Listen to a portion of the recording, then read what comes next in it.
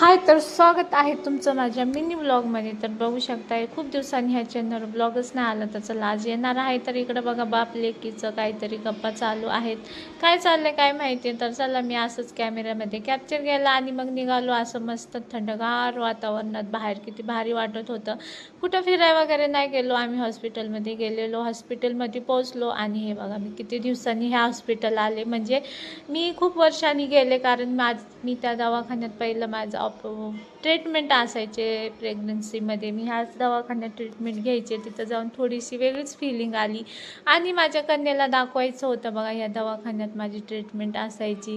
Finally पोचले बघा. ह्या मॅडम आहेत ना, खूप प्रेमळ खूप प्रेमळ, म्हणजे खूपच. आणि माधुरी दीक्षित सारखंच दिसतात. मी थोडंसं त्यांना कॅप्चर केलं, खूप भारी दिसायच्या आणि मला तर एवढं बाळा म्हणूनच बोलायच्या, कारण की मी तेव्हा खूप लहान होते, 15 वर्षाची. मला काय समजायचं नाही ना, मग त्या मला खूप असं सांगायचं, आहो ना पण सांगायचं समजून.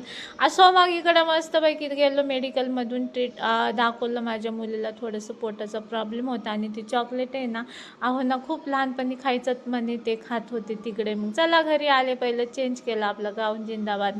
तर आल्या येत मुलीसाठी बुक्स पण आणलेले. ते बघा बुक्सचा मला स्मेल एवढा आवडतो का माहिती, खूपच आवडतो. पण आपलं हे आपल्या डोक्यात काय नाही जात बघा. माझी पोरगी आता गेली 12वीला. बघत तिच्यासाठी बुक्स घेऊन आलेलो. घरी बुक्स वगैरे ठेवले आणि मग जेवण वगैरे करून बसलेलो.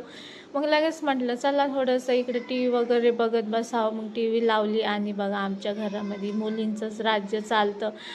ईमेल आय डी जॉईंट मुलीचीच आहे, माझ्या मुलीचीच बघा. तिकडं यूट्यूबला पण कुठं सगळं आता मुलीचंच आहे. मग घरी आले, मग त्याचं पोट दाबून बघितलं आणि तिच्यासाठी असं मस्त गोळ्या वगैरे काढून दिल्या. ओरडत पण होते बघा. अजून तिला मला सगळं तिच्या हाताखाली द्यायला लागतं, एवढी मोठी झाली तरी.